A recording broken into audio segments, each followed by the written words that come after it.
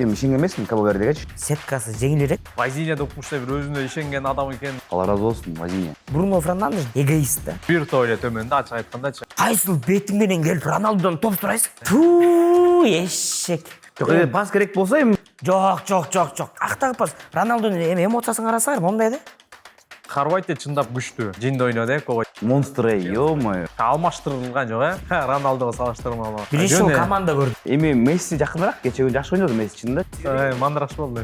Жок, үчөөнүн эң жакыныраак Месси. Эң жакыныраак Месси. Бирок үчөөдөн албаштайк болчу. Месси өчүр пас кетти да кой. Бирок эң алысыраак Ямаль. Имал. О, ачка кошуп көрдү. Болду, бер деп. Ой.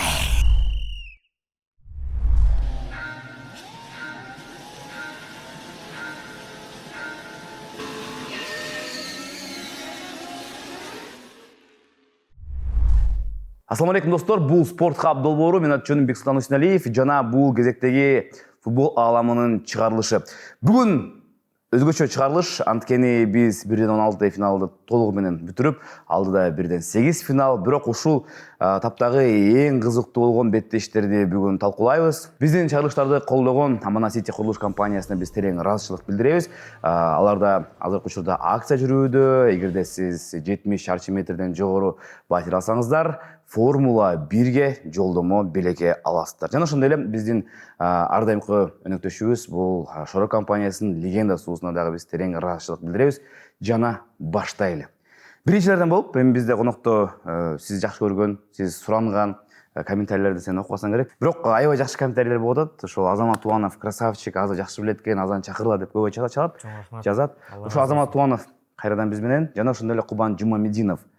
Мында жакшы көрүшөт да, эбечи. Мачкичен болгон молодец, футболчу деп айтышат да. Биринчи тема Кабо Верде Аргентина. Негизи эле бул беттештен эмнени күттүңөр эле? Эми эл катары эле мен ишенген эмесмин Кабо Вердегечи. Түшүнүктүү түрдө биздин баарыбыз Аргентинанын сеткасы жеңил оңой болду деп атканбыз. Биринчи беттешти дароо эле Кабо Вердеге түштү. Жакшы эле мондай бир жем болуп берет дегенден, бирок жем болгон жок. Тескерисинче Кабо Верде бияктан кайрылып туруп бир бастырып алды. Кетип баратып. Негизинде эле биз Аргентина сөзсүз түрдө азыркы учурда мурдакы чемпионат, дүйнө чемпионатынан чемпион азыркы. Бирок мен ойлойм биз өтө эле мындай переоценка кылганбызбы депчи Аргентинаны. Сөзсүз түрдө фактка таянсак, сеткасы жеңилирээк сол сеткага караганда, бирок антсе дагы көрсө ойноп койсо болот экен. Мен буга чейин чынында эле аябай переоценка кылып койгом да. Аргентина депчи, бул Аргентина. Чынында эле аябай катуу сборный, өтө жеңил болуп калат окшойт. Деп эле анан кечээкү матчтан кийин чынында эле түшүндүм да. Көрсө сенсация болушу мүмкүн экен. Оң сеткада деги эле бир команда жакшы ойноп койсо, серия пенальти жеткирип ал жактан 50-50 да негизи серия пенальти токтотуп коюш мүмкүн, же болбосо оюндан деле баарын бүтсө болот экен. Чынында эле бул өтө монстр эмес экен Аргентина. Кечээкү матч тууралуу мен чынында эле уктап калыптырмын. Португалиядан кийин өзүмө келе албай шалдырап эле. Бирок обзорду көрсөм, Вазиня рахмат деген кишкен да. Блин, депчи. Байке бизге мындай сезимдери үчүн рахмат депчи. Алла разы болсун, Вазиня. Көп жашачы, дагы эмки чемпионатка келчи да. Ошо Кабо Верде, чоң ыраазычылык Кабо Вердеге. Ушундай бой берип туруп, кетип бараткан эшикти тарс деп жаап кетти да. Өтө аябай достойно көрүндү. Урматтуу достор, сиздерге кону менен маалымдайбыз. Биздин башкы өнөктөшүбүз болгон Amana City курулуш компаниясы өздөрүнүн кардарлары үчүн масштабтуу акцияны жарыялайт. Эми батир сатып алуу менен бирге сиздер дүйнөдөгү эң абройлуу болгон спорттук иш-чаралардын бири Сингапурдагы Формула 1 жарышына жолдомону белекке аласыздар. Эң башкысы, бул жакта эч кандай конкурс же лотерея жок. Жолдомо акциянын ар бир катышуучусуна кепилденген түрдө берилет. Аянты 70-тен 90 чарчы метрге чейинки батир сатып алсаңыздар, сиздерге бир жолдомо белек кылынат. Эгерде сиз 90 метрден жогору батирди алсаңыздар, анда сиздерге 2 жолдомону белекке берет. Amana City жаңы үй жана жаңы мүмкүнчүлүктөргө жол ачкан жер. Жана эмел салды да, холодный душ деп коет го. Бул жанагы бир чакага мында сууну коюп туруп, үстүнө муздан куюп туруп, мында үстүнө куюу дейт да, мында Лионель Скалонинчи. Скалони беттеш бүткөндөн кийин акыркы чечүүчү гол киргенде да реакциясын көрсөңүздөр, сүйүнгөн жок такыр. Башын тескерисинче жерге салып, мынтип карап отурду да, акыркы гол киргендечи. И ал жактан дагы Месси да сүйүнгөн жок, команда негизи да сүйүнгөн жок. Анткени бул жактан чынында Аргентина мындай утулганга барабар болду бул беттеш. Менин оюмча толугу менен недооценка менен чыгышкан булар. Башына баштаганда эле темп вообще болгон жок. Анан бир голду жеңил эле киргизип коюшту. Анан кийин биринчи таймда жаман жөнөкөй ойноп коюшту да. И көрүнүп турду мындай өзүнүн энергиясын толугу менен сарптаган жок го оюнгачы. Вот го мындай. Жөн эле мындай ойноп коелу, күчтүү каратпайбыз, кийинки беттештерге мындай даярыраак бололу депчи. Айтып атпайбызбы биз Франция тууралуу ушинтипчи мындай өзүнүн максимум колдонгон жок деп. Кечээ күнү Аргентина чынында максимум колдонгон жок. Булар такыр ишенген жок да Кабо Вердегечи. Бирок экинчи таймда көрдүңүздөрбү мынакей омат болуп калды. Биринчиден Вазиния чынында мен биринчи беттештен кийин, Испаниядан кийин ойлогом да, эми болот да ушундай беттештерчи, бирөө болуп Ар кетет. бирөө бир матч өлүп болот. Мындай матч жизни да. Болот бир жолу, бирок кийинкисинен 4 матч жизни болуп кетпеди. бирок бул өткөзөт экен да, мындай өтө өзгөчө дарбазач экен, мындай нереально топтор тосуп экен. Анан кечээ күнү экөөнү мынакей ближний угол өткөзүүдө. Мартинес менен Месси. Да, ближний угол өткөзүүдө, особенно Мартинестики чын айтканда мындай өзү да отуруп эткен. Дальнийге күткөнбү же кандай мындай отуруп эткен, башынын үстүнө өтүп кетти да. Бирок Мессиден 1-1 чыкканда тосуп ийгени бул вообще шикарно болду. Деги эле 8 сейв Вазиния үчүн. Анан кийин андан тышкары бир күнүн ичинде 1 миллион подписчик кошулду. 20 миң болуп кетти бирок. Так, матч баштаганда мен караган болчу атайынчы. 17 миллион 700 болду. Азыр болсо ушу 20дан ашып кетсе керек. Эң популярдуу дарбазач болду. Тибо Куртуан ашып кетти. Алдыда Касильяс эле калса керек. Болду, башка эч ким жок. Анан бул беттеште менин оюмча Аргентина чынында эгерде утулса, бул менин оюмча бул футбол тарыхындагы мындай эң чоң мындай будан чоң сенсация жок деп ойлойм. Сөзсүз түрдө азыр мына Икер Касильястыкы 20,14 миллион экен. Ти Вазинияныкы 20,13 миллион. Менимче азыр могу чыгарылыш тарткычакты жетип алат Икер Касильяс. 100 миң калды ушундай. 100 миң калыптыр. Байкап туралы. Негизинен албетте 45 миң болчу, ушу чемпионат башталар алдында 45 миңден 20 миллионго жетиш эмне деген шумдук. Менимче укмуштай секирик бир ашып кетсе 20 күндүн ичинде, 15-20 күндүн ичинде. Негизинен бул Аргентина Кабо Верде көпчүлүгү минимум 3-0 күтүп жаткан да. Буга чейин келгенде эле жазбадык 3-0, 4-0, 6-0 Сен 6-1 деп жаздыңбы? 6-1 деген. 6-1? Бирок мен бир гол жалгыз мен жазгам бир голду. Калганда эчең эмес гол киргизет деп. Так что рахмат деп койгула Кабо Верде деген. Негизинен ошол өтө мыкты болду. Аргентина күчтүү болчу. Биринчи таймда деле билесиздер, дал ушул Кабо Верде өтө толкундан ойноду айтор, пастар таптар өтпөй, жөнөкөй топтор токтото албай, айтор кыйналышты да. Вазиниядан башка. Вазиния биринчи таймда билесиздер өтө салкынганы, Лаутаро Мартинес 2 жолу алдады. Келе жатканда алдап байкуш Мартинесне кыйнап таштады. Эми билбейм да 40 жаштагы еще жогорку мындай топ чемпионат ойногон дарбазач үчүн өзүнө аябай ишенет экен, мындай дарбазач. Элестет мындай кадимкидей эле көз келбей койду да Лаутаро Мартинестичи. Чайпап атса. Эми элестет кетет Мартинес, замат алат. Бир жолу эмес, 2 жолу алып атпайбы? Мартинес ушул жерде мында кадимкидей эле маган тийсе керек эле. Мандыраш болду. Каяктагы Вазиния деп, ошол негизинен анан экинчи тайм башкача чыкты окшойт, Экинчи таймда Аргентина тескеринче мына биринчи таймды көрдүк. Алар мандыраш болот, ойной албайт, экинчи таймда күчтүү сактап туруп, оңой эле утуп коебуз деген максатта чыгышты окшойт, бошоп. Ал эми тескеринче 15 мүнөттө ти Кабо Верде башкача бир мотивация менен чыкты, же машыктыруучусу, же болбосо мүмкүн президентине чейин колдоп жатты. Президенти бир нерсе деди айтор, өзгөчө мотивация менен чыкты. Анан эсепти теңегенден кийин аргентиналыктар койгонду. Бирок койгондон кийин мынакей 1-2 сейв жасады Вазиния. Ошондон кийин алар кандайдыр бирдеңде өздөрү мандыраш болуп баштады. Аргентиналыктар киргизе албай, оюн жүрбөй. Айтор, менимче пенальти сериясына келгенде мүмкүн Вазиния ал жерде дагы чечип кетет беле деген ой. Бирок эми дал ушул 119 мүнөттө 3-чү гол кирип кетти. 3-2 албетте аргентиналыктарды куттуктайбыз. 8-1 финалга чыкты. Бирок сиз айткандай Кабо Верде утуп кетсе, менимче бул тарыхтагы өтө чоң сенсация болмок. Жада калса мына Бразилия, Германия 7-1 деген эсеп биякта эле калып калмак го дейм мен. Калмак. Бул жактан Кабо Верде чынында бул элестер, бул кыпкымындай мамлекетти, кичине анча-мынча островтан 500 миң адам жашайт. Буэнос Айресте эле канча оңой жак миллион жашайбы? Кичинекей мамлекеттен оюнчулар дагы топ чемпионатта ойнобойт такыр. Эми жалгыз жана Кабрал Бенфикага өткөн, былтыр болбосо жанагы чечүүчү гол киргизген бала Германиянын 3-чү лигасында ойночу. Анан кийин Бенфика быйыл өттү, көп ойын өткөзгөн жок, 8 оюн менен. Анан кийин мынакей дополнительный убакытта өттү. дароо эле киргизип кетишти. Бияктан Аргентина мен ойлодум да чынындачы бияктан бүттү го иш депчи, анткени күчү көбүрөөк калса керек, эми физика канча күчтүү да Аргентинада. Кабо Верде чарчап калгандай көрүнгөн. Бирок бир гол өткөзгөндөн кийин тескерисинче Кабо Верде атака кылып баштады. Анан кийин статистикага карасаңар, дополнительный времяда эми топто ээлик боюнча Кабо Верде муну үстөмдүк кылды. 51-ге 49 кылып берди. Соккулар да көбүрөөк болду, бир учур болду. Бир 5 минут кадимкидей эле мындай курчап отуруп давление кылып салды да Кабо Вердечи. Бир 3-4 угловой болду подряд. Мартинестин дарвазасынан. Да Мартинес да кай жактан сейфтер кылып атты өзүнчө. Ал дагы өзүнүн ишин айтты. Штрафдойдон ударлар болуп, анан кийин аягында ошо Кабрал киргизгенде эсеп беки уруп аткан, анан Кабрал киргизди. Вообще нереальный удар болду. Мен оюмча могу чемпионаттын эң эле кооз голдордун бири, азыркы учурда топ 3тө болушу мүмкүн. Дальнийге мында топ кетти мында. Мен оюмча мындай эле урду да. Бирок мен ойлогом балким окустук деп. Бирок ошол гол киргенден кийин бир 5 мүнөттөн кийин штрафной болду да. Штрафной болгондо ошол жактан кайра болду. Кайра эле ошондой депти да. Ал жактан Мартинес тосуп кетти. Ойлоп аткан болчумун ошол пенальтиге баратат окшойт деген сыяктуу болуп аткандан кийин аягында карабайсың мен мындай канча да оюнчулардын классы бияктан иштеп кетти. Акырында бир гол.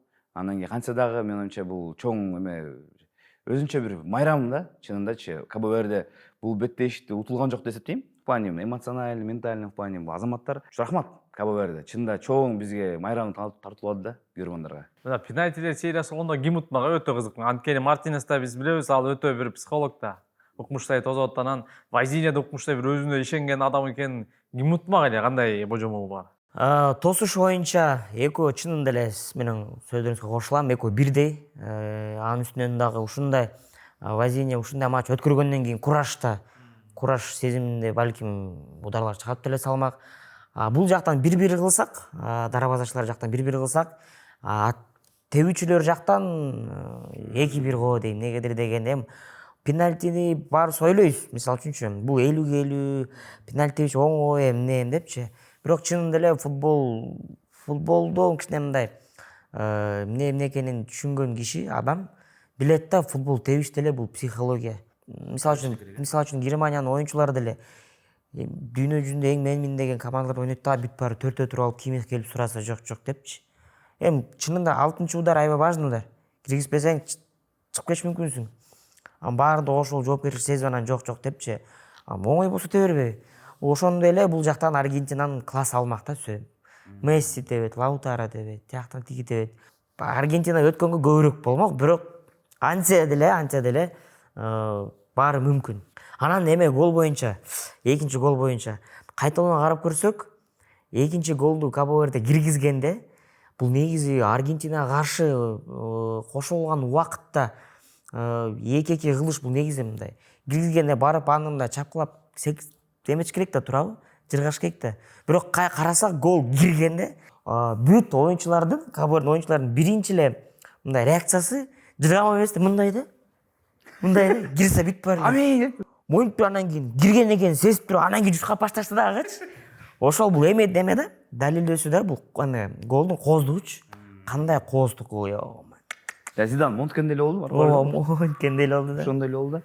Бирок канча дагы Кабо Верде менин оюмча өзүн тарыхка да калтырды. Бизге мындай географияны да, футболдун географиясын кеңейтти да, кандай билечи. Мен буга чейин Кабо Верде каякта экенин билбечүмүн. Бирок баягыда Испания менен 0-0 ойногонду карап коюнчу, булар каякта экен деп гулга жазсам Африканын сол жагында 5-6 осурак турбайбы депчи. Мисалы үчүнчү бизди тааныштырып атат да өзү мененчи Кабо Верде.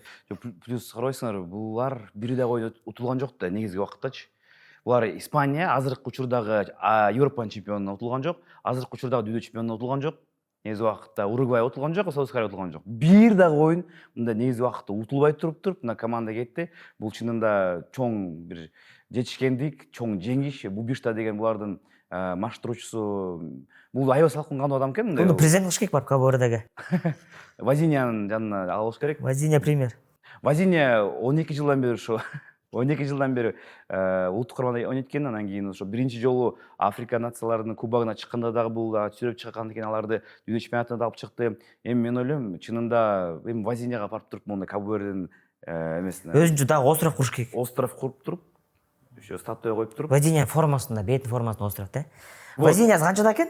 40-та. 40-та. Мына 1-июльдө эркин агент болду. Кайсы жакка өтөт болду экен, Сауд Арабияга кетет го. Топ 5 лиганын бири, 2-дивизионуна балким. Мне кажется, эме Маркетинг да, катуу маркетинг да бул. маркетинг. аябай катуу марка. Мисалы үчүн каяка өтпөсүн, ошол клубдун матчтарына стадиондор толо башташы мүмкүн. Же болбосо элдер көбүрөөк келе башташы мүмкүн. Мисалы үчүнчү катталуучулар көбөйөт сөзсүз түрдө Вазинянын аркасынан. Бул маркетинг катары уже алыш мындай эме бар да, повод бар да. топ лигада эле бир экинчи дарбазачы кылып алып койду деле. Сөзсүз түрдө.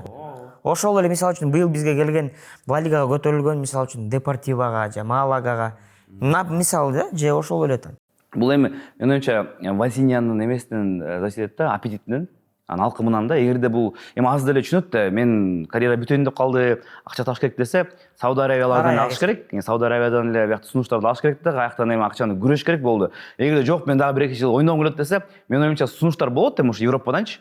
Ошол жакка кетет да, бирок ал жактан эми старттык курамга ар дайым чыга албайт деп ойлойм мен. Акча азыраак болушу мүмкүн. Акча явно азыраак болот да, поэтому менимче Сауд Аравия эле гой, явно. Аравияга эле кетсин. Всё тагдыр чечип койдук да. Болду. Бүттү бул тема. Экинчи темабыз бул деген Португалия. Хорватия менен беттешкен болчу. Негизи эле дароо эле биринчи беттеште Хорватияга чыкканда деле көбүн санаган болчу. Анткени Хорватия азыркы учурда күчтүү команда. Булар жанагы ошол карып калган немелер деп айтып атпайбы, бирок андай эмес. Командада жакшы оюнчулар да бар. Футбол дагы аябай кызыктуу. Булар дагы мындайки дүйнө чемпионатына 2 жолу да катары менен чыкты жарым финалына. Андан кийин беттеш алдында негизи кандай күтүүлөр бар деле бул оюндан? Роналдуну старттык курамда күткөнсүңөр беле? Анан оюн кандай болот деп ойлогонсуз? Андан кийин негизи эле бул беттеште эмнени күтүп, эмнени көрдүк? Ошону бир эмоциялар бөлүп кетсеңер. Мен чынында эле Хорватияны недооценка кылгам. Сөзсүз түрдө мындай Кабо Верде, Кюрасао, могул Австралияларга караганда мындай күчтүүрөөк команда. Бирок Португалия мындай жеңил өтөт деп ойлогом да, бир 2-0. Бирок кыйналып баштаганда Хорватия кадимкидей керек болсо кээде бир 5-7 минутка өзүнө топту алып ойнот баштаганда ойлодум да, көрсө недооценка ойлогон туура эмес болчу экен деп. Хорватия чынында эле Перишичти башкы машыктыруучу аты ким эле? Златко Далич. Златко Далич. Сол коргоочу кылып койгондо башында ойлогом бул эмне көрсө кандай бул чечим деп. Үшөй калганча мында арып деле калды байкуш Перишич. Бирок өзүнүн коюлган ролун, милдетин аткарып, четко кылып флангты тытканда, алдыга артка тыт баштаганда Перишичке баа бердим. И Хорватияга негизи эле аябай контратакада аябай опасный команда экен. Бирок жалко байкуш Модричти экөөнүн бирөөсү ырылат экенин сезгенбиз. Анан мен мындай бир оюмда эмки мо келаткан оюндан баштап, Испаниядан каршы баштап старттык курамга Роналдуну алыш керек деген ой болуп атат да. Роналдуну старттан алыш керек. Роналдуну алыш керек старттан. Бул менин жеке оюм. Ушунтса жакшы болмокпу. Бул сөзсүз түрдө чыгыш керек. Бирок бир 65-те, 70-те чынында эле Роналду бар кезде прессинг бизде нөл да. Вообще прессинг жок. Мисалы үчүн биз канча момент көрдүк. Биринчи таймда Леао тебиш керек болчу да. Ал бирөөнү экөөнү алдап барып туруп тебердин ордуна Роналдуну издешет да. Бул дүйнө чемпионаты. Бул жерде ар бир матч, ар бир болуп аткан учур, момент важен да. Балким ушу менен 1-0 менен бүтөт матч. Ушуну киргизип калсаң. Абияктан бар Роналду издеген дагы бул уже зыян боло баштады да. Менин оюмча мынакей старттык курам кандай болуш керек? Сөзсүз түрдө Диего Кошта, оң жакта сөзсүз түрдө Канцело, Рубен Диаш менен Вейга эмес Инасио, сол жакта Нуно Мендеш, ортодо мен оюмча Витинья менен Невеш, астыда Педро Ното менен Консесао и ортодо Бернарду Силва. Бруно Фернандеш эмес. Жок. Вообще Бернарду Силва мен кечээ күнү көп сүйлөп элемби? Жок сүйлөпсүз. Кечээ күнү топ тимде биз менен Даниэль Ден деген дос бала ойнойт. Ал МЮнун ярый фанаты, дүйнө чемпионатында бир да команданы колдобойт экен. МЮнун игроктор каякта ойносо ошол командаларды матчтарын көрөм дейт да.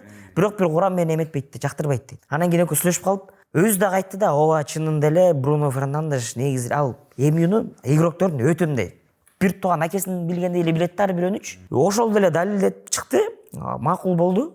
Бруно Фернандеш чынында эле өтө эгоист да. Мындай бир аз мындай гнидобасина да мындай. Мындай бир аз сасык да. Туура. Биз деле көрдүк го. Мисалы мен айттым да. Туура да. Жок мен эме. Султандар айтты го. Жок мен монтпайттым да. Кара деді. Португалияның матчтарын көрбөптүр. Анан мен айттым, кара. мен саған далилдеп берейін ал неге сасық дедім. Португалия, Хорватия, Португалия, любой матч. Мына чабуыл болуп атат, штрафной. Мынаки поле момдай бизде, мына ортосунда ворота, поле момдай. Жо оң жакта, сол жакта штрафной болсо, сага эч ким келип атандашпайт. Алып кел деп. Бүт барыс билебиз, сен пасың эм. Манты да эч ким эчтеке дебейт. Бирок штрафной ортодо болуп атканда, плюс минус ашып кетсе бир 20-18 метр болуп аткан жерден кайсыл бетиң менен келип Роналдудон топ сурайсың? Ар бир моментте ушундай болот да. Кісі штрафной берет, там мисалы үчүн Педро Нето жатат, же ошол эле Роналду жатат. Мон жатып, же туруп анан топты алайын деп атса, Бруно Фернандеш келе калып эле. Мон келечи десе, Роналдунун эмоциясын карасаңар, момдай да. Жок, кел мен тебейин десе. Жок, сен зачем деп андан көрө кел пас беребиз депчи. Сөзсүз түрдө бирдемге дейт да анан, бирок аягында палон Бруно Фернандеш монуп кетет да. Монуп кетип калат да, тарынчы. Кайсыл бет менен тарынасың? Жакпайт да эчтегечи поледечи. Же Педро Нето байкушка кыйкырат. Же атакада туралып, Рубен Диашке бирден деп кыйкырат. Жүрө бер деп ойнойт, жүрүпчү. Роналду деш керек да. Же башкача ойлор барбы? Жок, пас керек болсо эми Жок. Актагы пас. Тебет турган жерден тебиш керек сөзсүз түрдө. Бир момент болду. Узбекстанга каршы. Монтип чырпак менен берди. Роналду стенканын аркасынан чукуп кетти. Макул. Бирок Роналду хоч не хоч тебиш керек да. Андай жерден. Бирок мен оюмча ушу 4-2-1-2 болуш керек. Мындай болот да. Мындай эме жок да. Каласан Кансело менен Нуно Менdes астыга кетти. Астыда Педро Нето менен Консейсао ичкерилди ортого. Болду. Чойшуна. Борбордук чабуулчу прям яркий кереги жок. Кереги жок. Ким эме тетиги? Гонсало Рамушпу? Помушпу?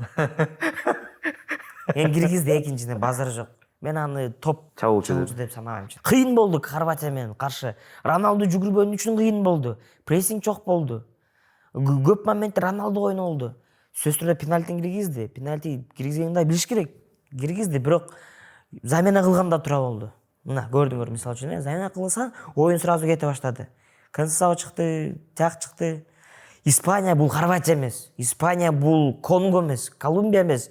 Бул азыркы учурда бирде гол кою бере элек команда. Курам. Аяка настрой башкача керек. Аяка эго, аяка статусту экинчи планга алыш керек. Биякта команда керек. Роналду чыкканда канча сүйбөсө, канча легенда болбосо, Роналду бар да, команда бизде жок. Бүт бар Роналду ойнойт. Ошон үчүн мен ойлойм, старттык курамдан бул алыныш керек. Мен ойлойсуң бул. Негизи Хорватияга түшкөндө дароо коркком, анткени дегенде таң калгам да бир четич. Себеби дегенде Колумбия менен өздөрү менен ойношпой койду да. Эмне ойношпой койду такы түшүнгөн жокмун. Бүгүн Гананын ойунун көрдүм, Колумбия Гана. Гананыкы эми Хорватияга салыштырмалуу бир топ эле төмөн да, ачык айткандачы. Анан эмнеге Хорватияны тандап алды таптакыр түшүнүксүз. Буга чейин Европа чемпионатында 2016-да деле Хорватияны кыйналып уткан 117-мүнөттө Куарежма гол киргизген. Анан бул оюнда дагы менде коркуу сезим болгон. Буга чейин божомол кылганда деле 2-1 деген мындай утат, ошол эле учурда бир утулуп калышы мүмкүн деген дагы бир кокустук мындай ойлор бар болчу. Бирок күтүлгөндөй эле ошол минималдык эсепте жеңишке жетти. Анан Хорватия чындап күчтүү. Аны моюнга алышыбыз керек. Иван Перишич мага мындай ошо бааланбаган оюнчулардын бири да. Албетте аны мындай Роналду же болбосо Модрич сыяктуу бир топ оюнчу катары баала деген жокмун, бирок мындай ошол топ деңгээлиге бир аз жетпеген оюнчулар бар, ошондой деңгээлде сыйлаш керек да. Бирок Иван Перишичти менимче эч ким деле бир эстебесе керек.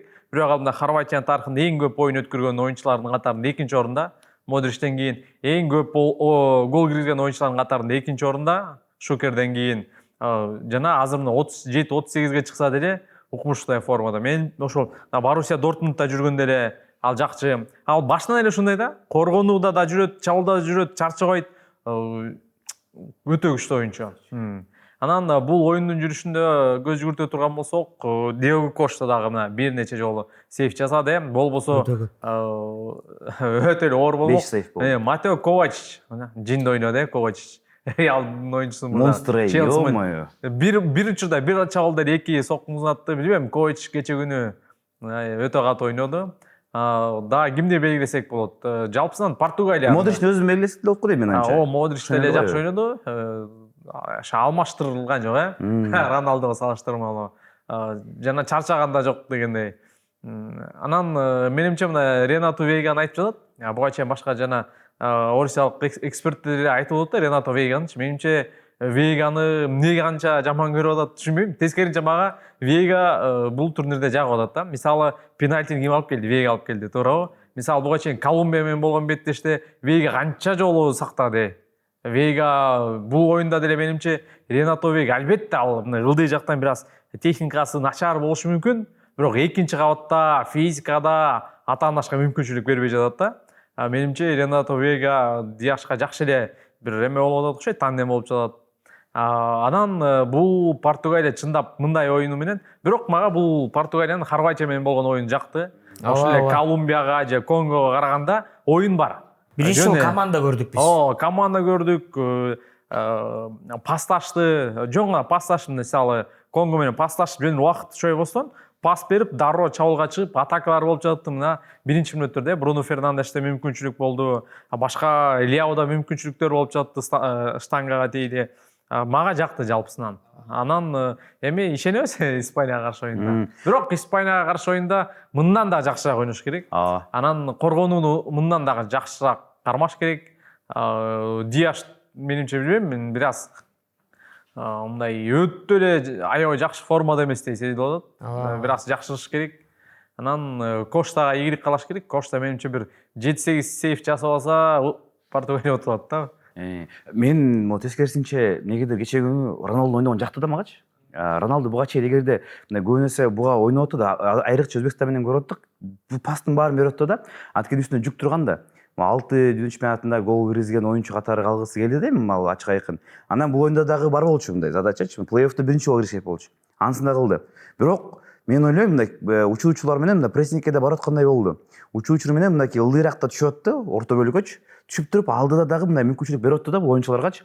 Ортодо ошо арлыда ошол Рафа Лиао деле биякта ойноп атты, ортодон дагы ойноп атты. Анан кийин Бруно Фернандеш деле алдыда чыгып ойноп атты. Бул деген кадимкидей эле бүт жана назардын баарын элдин өзүнө кичине тартып туруп, алдыда элдерге мүмкүнчүлүк берип аткандай сыяктуу мага көрүндү да. Ошол учурда мындай пространствода болду, мүмкүнчүлүктөр да болду. Роналдуну кез-кезде булар өзүнүн жана бир мындай мышечный памяти барбы же эмне мындай издеген сыяктуу аракет кылат экен. Бирок издебеген учурларда мындай оюн жакшы жүрүшөттү да. Эгерде менин оюмча Испания менен бул стартка чыгып, бүт ошол назардын баарын элдин көзүн ошо өзүнө алып алса, азыр пастын баары мага келет, мына карагыла мен деп турчу. Ошондой болуп кичине ылдыйраак түшүп койсо, биягында мына Консенсао болобу, ким болот ушул кирип туруп Педро Нето боло киргенде, менин оюмча балким бир кызыктырат нерсе болот да. Ооба эми мындай сен айткандай эле кошулам, мындай буларга балким мындай борбордук чабуучу деле кереги жок болушу мүмкүн. Бирок эгерде Роналдуну ушундай колдонсо мындай марионетка катары кылыпчы, мындай көрсөтүп алдап, менин оюмча бирдеке чыкчудай. Оюн эми Португалиянын ушул чемпионатта эң мыкты оюну болду, сөзсүз түрдө. Эң жакшы учурда булар ачылып беришти. Эми Испания менен орбот реально элечи. Испания бул команда да. Испанияда мындай бир оюнчу жок, мындай конкретный Испанияда командный футбол бар. Эми бул жактан оорураак болот. Бирок негедир мындай Португалияга көбүрөөк ишенип аткан сыяктуумун да менчи. Бар да. Эми аякта Айрсабай формасы страшный экен, Кукурея страшный экен. Роналдунун эгосы ага эметтир аганчага чейин түшө албайт го дейм, марионетка болуп бергенге. Роналду поледе бар кезде бул сөзсүз түрдө киргизгиси келет. Бул астыда ойногусу келет. Бул сиздин айтымыш боюнча мен түшүндүм, бул ошол эле Альварес же Кейн сыяктуу кичине оттянутый форвард жактарга түшөйүн десе, ал жакта жанагы сасыган сволочь Бруно Фернандеш бар. Аны ошону алдыга кичине чарпыш керек да мындай. Сен болчу кичине азамат бул сен бол, сен алдыга чык, лидер сен бол деп кичине берип коюш керек да мен оюмча. Антейин десең дагы Нуно Мендеш менен Кансело кире албай атпайбы? Четтеги коргоочулардын аркасындачы. Же Витинияга нормально бере албай атпайбы? Эксперимент кылайын десең, Испанияга каршы кылбаш керек да, ал эксперименттичи. Жок, мен ойча могу Хорватияга ойногон оюн менен эле ойносо деле болуп кетчү да негизичи. Ооба. Ойноп туруп өзүнүн моменттерин киргиз. Анан кийин өз учурунда Роналду кетиш керек, өз учурунда мындай. Убакыт келдиби? Чыктың, Гонсало Рамос чыгыш керек ал жактан эми. Гонсало Рамостун секиргенде жакшы сезип деле коет, оюн жүрсө. Кечеги күндө эгерде Рафа Лиаонун оюну жүрсө, кечегидей оюн жүрсө, анда бул өтө эле кыйнап коет. Эми оюнчу эмне деп ойлойсуздар? Мисалы үчүн, Ямаль, Роналду и Месси. Үчөө оюн мыкты оюнчу алды. Оюндун мыкты оюнчусун алды. Үчөө тең, Кимиси чынында эле ошого татыктуу.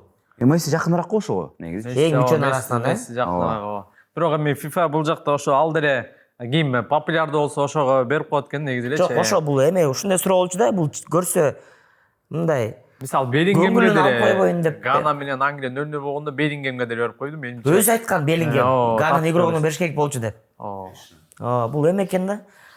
Biraz себеп бар болсо эле берип коет эми Роналду бир гол урса берип коелу депчи. Албетте Ямайле дриблинг кылды да бир 5-6 жолу. Лаймерди жок, Лаймерди 3-4 жолу алды. Кукурелла дубль ассист. Жок, ал түшүнүктүү бирок.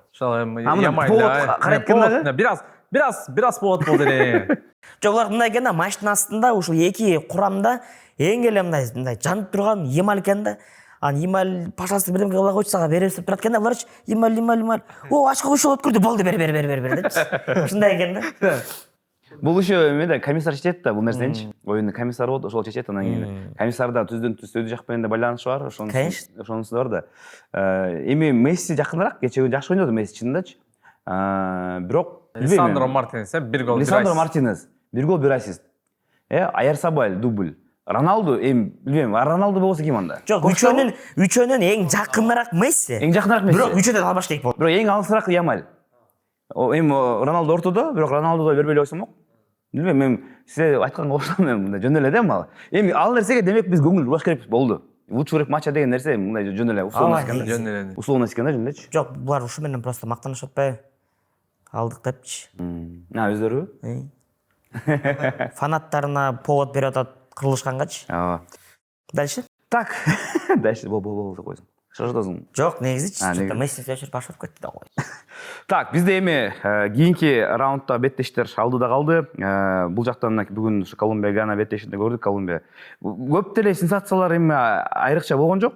Уч командалардын баары өтүп кетти. Негизи айтчу нерсе, биякта Норвегия деле мындай экөө тең талашкан команда болчу, Норвегия чыгып кетти. Нидерланды, Мароккодо сенсация болгон жок. Эң башкы сенсация сөзсүз түрдө Германия, Парагвайда болду. Жалгыз ушу болду окшойт. Калган жактан бүт эле уччу командалардын баардыгы жеңип кетти. Эми 1-8 финал жуптардын баары аныкталды. Ушул жуптардын арасынан сиздер үчүн эң күтүлгөн Португалия, Испания сөзсүз түрдө борбордук беттеш.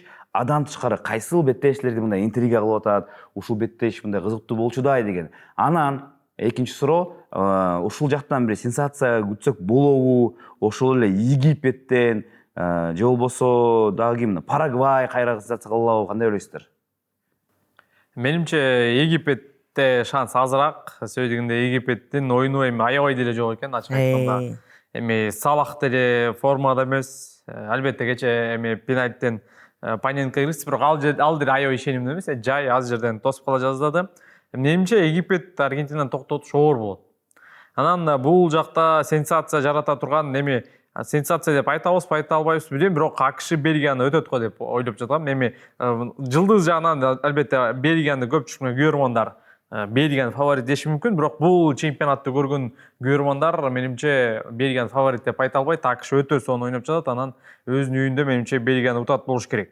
Анан башка мына топ Франция, ошол Португалия эми ал жак белгисиз. Могу Мексика Англияны кыйнап, Англияны бир утуп таштайбы деп атат. Португалия Испаниядан кийин эле экинчи орунда мындай вывеска матч Мексика Англия деп ойлойм мен. Ошо Мексика Англияны утуп салабы деген. Мексикада кой берлик гол. Ооба. Мексикада кой берлик гол. Вратарда катып кен жакшы экен, коргонуш жакшы. Үйүндө да атам. 90 000 көрмөн болот элестет. Эмеде Ацтекада ойношот. Ацтекада болот деген ой. Ацтекада болот, карасаң. Бул ошол эң негизги фактор болуп калышы мүмкүн да. Адан тышкары мынакей оюн барын айтып коелу. Канада, Марокко. Бул жактан Марокко фаворит катары, бирок менин оюмча Канада деле эми жөн эле пассажир эмес да.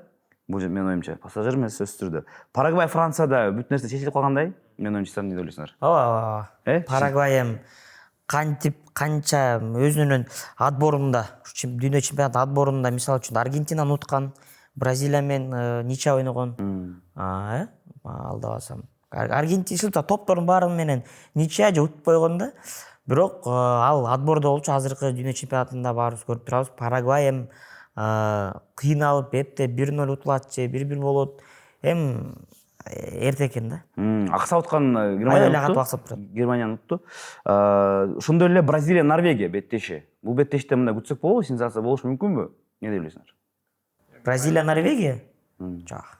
Бирок бул жерде бир кызыктуу факт, Норвегия, Бразилия тарыхында Норвегияны уткан эмес экен. 2 жолу жеңилип, 2 жолу тең чыккан. Бирок бул жолу менимче Анчелотти сөзсүз түрдө тарых жаратып Норвегияны биринчи жолу утат болуш керек менимче. Утуш керек. Анда бир суроо, могу Египеттин мүмкүнчүлүктөрү, шанстары Кабо Верде караганда көбүрөөкпү же азыраак беле болот?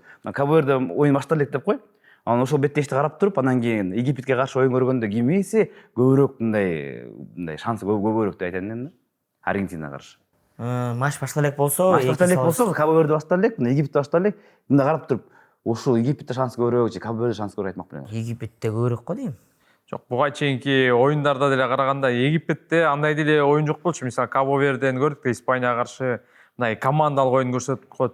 Бирок эми Египетте шанс бар, албетте шанс жок дебейбиз. Египет бир эми жакшы бир мотивация менен чыкса, бир командалык оюнду көрсөтсө, анан эң негизгиси ошо тез гол өткөрүү болбош керек да. Эгерде биринчи тайм 0-0 болсо, анда экинчи таймда шанс бар. Мен ойлойм, бул Аргентина үчүн аябай пайдалуу беттеш болду кечээ Кабо Верде мененчи. Ушул беттештен кийин булар бошобойт да. Булар эми чын айтканда кечээ аябай бошоп коюшту, булар көз келбей коюшту. Эми болсо андай нерсе болбойт деп ойлойм да. Ар бир беттешке мына концентрация менен чыгышат, недооценка деген болбош керек да. Ошон үчүн тескерисинче менин менимче Кабо Верде жардам берип койду Аргентинага. 1-8 баштап мен ойлойм, негизи чынында эле 1-8 баштап мындай слабый команда жок. Бияка жетишти эле, бул жетишкендик. Бул жактан ар бир матч уже кызыктуу. Негизи элечи. Сенсация бул любой момент болуп кетиши мүмкүн. Ар бир матчты негизи көргөнгө аракет кылыш керек. Эми мына чынында буга чейин урматтуу көрүүчүлөр эми анан көрүп баштайм деген ойдо болсоңор, эми көрүп башташ керек. Болду эми, койгула телевизорду. Болду эми. Ойгонгула. Убакыт келди. Дагы эмне керек? Аз эле оюн калды. Аз эле оюн калды. Бүттү будан ары. 20. Тыныгуулар деле жок. Бат-баттан эле бар боло берет, биринин артынан бир. Мына бүгүн башталат кийинки беттештер. Канада ойнойт Марокко менен. Бизде негизги мындай талкуучу нерселер бүттү, темалар бүттү.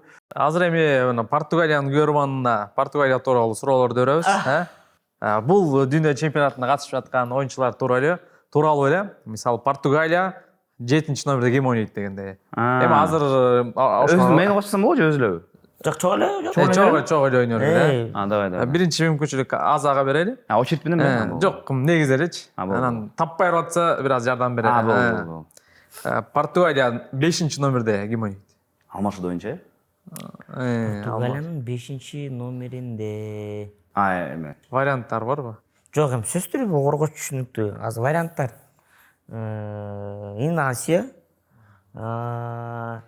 Инасио болбосо Семедо, болбосо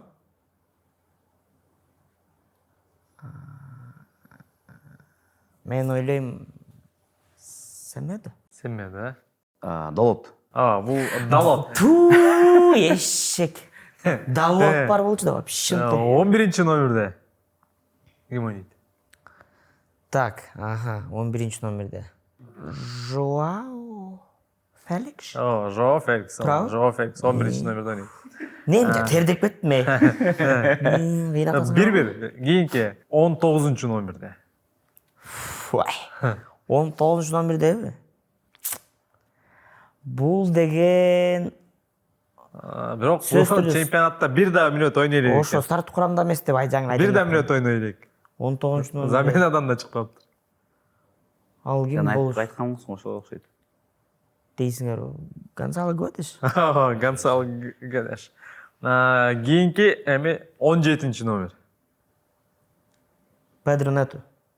18. 18. Конечно, силер комментаторлар билесиңер да, вообще ойнош керексиз сиз. Португалия канча матч старттык курамда бизде 7-номерде деп, конечно, күн сайын айтасыңар. Ойноп отур мен. 17-номер. Кой тур, 17-номерде. Леао. Кечиресиздер. 21-номер. Эйт. Бернардо Силва. Эмес. Гол эмес деген. Кой тур, 21-чи бул сөзсүз түрдө чабуулчу, ортодогу игрок эмес. Жок, наоборот. Жарым боргочу, анда старт курамда эмес бул. Бабайда алмашуудага чыкты. Кой тур анда. Бул Рубен Невеш. Рубен Невеш. Жакупсунан жаман эмес, бир эле эмени таппай калды, калганын баардыгын тапты. Эми Далот таппай калдым, Далот. Далот. Эмнеге? Эми дагы бир 5 суроо. Бул ирет ар бир кураманын өзүнүн лакап аты бар го, ошондой эле. Мисалы Ак Шуңкарлар дегенде. Макул, аракет кылып көрөлү ал жакта эмес. Биринчи Кызыл Шайтандар. Клубтардыкыбы? Жок, албетте бул Манчестер Юнайтедде Кызыл Шайтандар дейт, бирок эме бир сборныйдын Ал ойнойбу дүйнө чемпионатта? ойнойт, ойноп атат. Кызыл Шайтандар? Азыр бар даже эме одно. Марокко дейин десем, Марокко Каяктагы мусулман, каяктагы шайтандар. Уста. Ак периштелер деп кой. Кызыл шайтандар кое тургула. Кызыл түз ким болушу мүмкүн? Ошондон баштайлы. Формасы ким болушу мүмкүн? Так, Канада. Алар вообще орел-парел менен тиешелүү. Марокко жок, Парагвай вообще жок, Франция вообще жок. Тияк жок, Бразилия жок, тияк жок. Кызыл түз Бельгия болушу мүмкүн, Бельгия. Бельгия. Кийинки Кара Жылдыздар. Кара жылдыздар. Черные звезды? Кара бизде түз ким болушу мүмкүн? Охо. Кеч ойноду? Кара жылдыздар. Бүгүн эртең ойноду. Колумбиябы? Жок, кара Африка континент. Кабо Верде. Гана. Ганабы? Кара жылдыздарбы? Ак бөрүлөр, ак карышкырлар. Ак кашкырлар. Кашкырлар деп кой. Ак кашкырлар. Белые волки? Белые волки деген барбы, э? Ак кашкырлар. Ой, тмеле билбей экенсиң. Өлкөтен билбейм мен. Анда чын анда эметкил ойлонгон. Канадабы? Барбы азыр? Жок, ырып кетти, э? Ак кашкырларбы? Мен оюмча анда эме. Какой-то арабский өлкө окшойт, э? Жакын эле бизге. Голландия. Эме да, өзбектер. Өзбектер да, Өзбекстан. Туй. Леопардтар деген. Леопардтар? Это Мексика. Жок. Ягуарлар ошолор, э? Леопарды? Ошондой форма кийип. Конго. Конго. Онун касымын ягында леопарды. Чаруа деген. Чаро, вот ошол. Мексика. Чаро. Чаруа. Чаруа. Этот. Мен белгиски. Парагвайбы? Жок. Что-то латиноамериканское, э? Ошо жакта. Колумбия. Жок. Чаруа. Бөөнүн апарат го, чаруа деп айткам бир өзү. Азыр 1-8 барбы? Жок, кыргып кетти. Группадан кыргып кетти. Чаруа. Кюрасао. Жок. Вальверден ойногон Уругвайбы? Уругвай. Ё-моё. Мына ушундай. Ой. Рахмат, Азамат. Рахмат, силерге да рахмат. Рахмат келип бергениңе. Куба сага да рахмат. Эң негизгиси бүгүн дагы бир талкуу жүргүздүк. Мен оюмча кызыктуу эле болду. Биздин көрөрмандар эгерде сиздерге жакса ошол жазып койгула комментарий. Телешотто айта кетебиз. Айта кетебиз аны. Кетириңиздер. Кайсы оюнду? Бүгүнкү 2 оюнга. Бүгүнкү экоңга. Урматтуу достор, бүгүнкү беттештер Марокко, Канада жана Парагвай, Франциянын биз эсептерин тапканга аракет кылдык. 1, 2, 3. Так, кеттик. Канада, Марокко.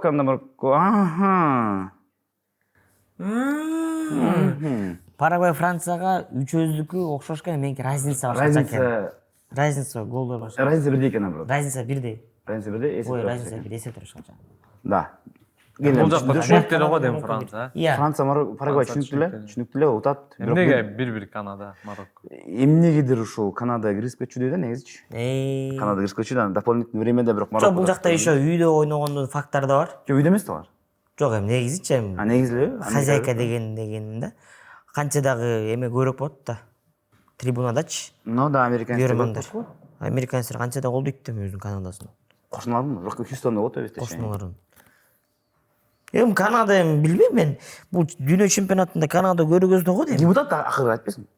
Акырын ачки. Жок, пенальтиге жетет деген сөз. Ким утат ошондо? Пенальтиденби? Ал жак билбейм. Ал жакта өздөрү чечиши болот. Жок, макул, пенальтиден эми Марокко утат. Есин буну пенальтиден эми ал өзүнүн сөзүн айтып коет, бул жакта монитор кур кылып коюн. Бияктан Марокко утат. Менимче бул Канадада эми шанс бар, албетте эми шанс жок десек да болбой калат, бирок Марокко 120 мүнөт ойноп кыйналбай деле утат болуш керек. Марокко коргонуусу деле өтө сонун экенин көрдүк. Канадада укмуштай деле оюнчулар жок. Альфонсо Дэвис чыкты, бирок албетте жаракатынан кийин формада эмес. Джонатан Дэвид. Брайм Диас менимче чечип кетет. Ашраф Хакими тоже чечет. Анан Сайбери бул жерде точно гол киргизет. Да. Көрөбүз.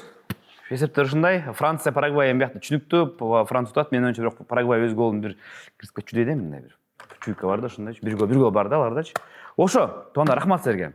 Достор, ушу менен биздин чыгарылыш аяктады. Биз менен болгонуңуздарга биз ыраазычылык билдиребиз. Сөзсүз түрдө биздин ушул каналга катталып кетиңиздер жана ошондой эле лайк басып, анан кийин ылдырап түшсөңөр, мында комментарий деген бар да, ошол жака кирип, биз менен чогуу ушул Канада, Марокко, Парагвай, Франциянын беттешин эсептерин тапканга аракет кылып көрүлөсүздөр дагы.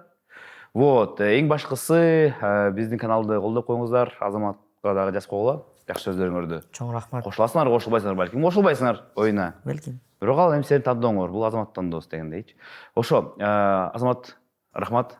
Азамат Уланов, Кубаныч Мамединов биз менен болду биргеликте. Кийинки көрүүлөрдө жолугушканга чейин аманда туруңуздар. Биздин ушул берүүнү колдогон Аманат Сити курулуш компаниясына биз терең ыраазычылык билдиребиз. Жана ошондой эле биздин жакын досторубуз бул Шоро компаниясы, Легенда суусу дагы бизди колдоп, мынакей жигиттер давайте деп атат. Ошондуктан биз дагы ушудан жазбай, ар дайым мынакей матчтарды көрүп, түнүн дагы уйкудан калып дагы көрүп атабыз.